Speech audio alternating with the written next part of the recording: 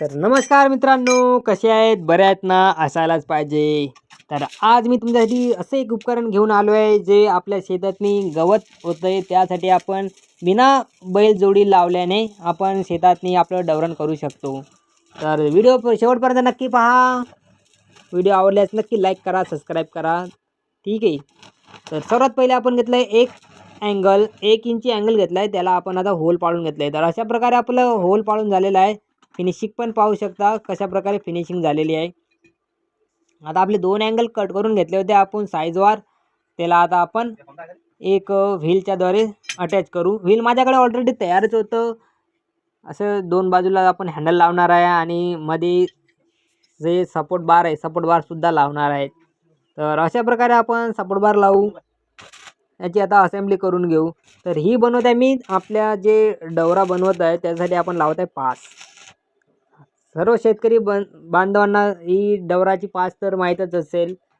तर अशा प्रकारे आपण पास तयार करून घेतलेले आहे. तर आपण व्हिडिओत पाहू शकता. आता आपण त्याला साईड बार अटॅच करून घेत आहे. तर अशा प्रकारे मी साईड बार जोडत आहे. आपण नक्की व्हिडिओ पाहू शकत आहे. आणि व्हिडिओ कुठून कुठून बघत आहेत हे मला कमेंटमध्ये नक्की सांगा, जेणेकरून मला माहिती पडेल की माझा व्हिडिओ कुठपर्यंत पोहोचत आहे.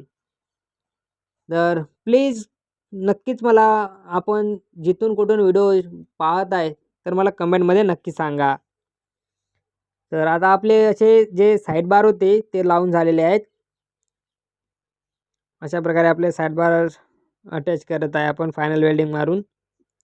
त्यानंतर आपल्याला लावायचे होते जे हँडल आहे ते हँडल. तर आपण हँडल डायरेक्ट लावू शकत नाही, कारण की त्याला बेंड करावंच लागते. जर आपण बेंड केलं तर वेल्डिंग प्रॉपर वेल्डिंग होते. तर अशा प्रकारे मी त्याला बेंड करून घेत आहे. दोन्ही हँडल मी बेंड करून घेतलेले आहेत. आणि आपण पाहू शकता बेंड केल्यावर एकदम परफेक्ट बसतंय आणि वेल्डिंगसुद्धा होते. तर अशा प्रकारे आपली वेल्डिंग स्टार्ट झालेली आहे, जी हँडलला करत आहे आपण. तर एक हँडल झालेला आहे कंप्लीट. आता आपलं दुसरं हँडलसुद्धा कंप्लीट झालेलं आहे. तर पहा, व्हिडिओ आवडल्यास लाईक करा, कमेंट करा, सबस्क्राईब करा, मला सपोर्ट करा.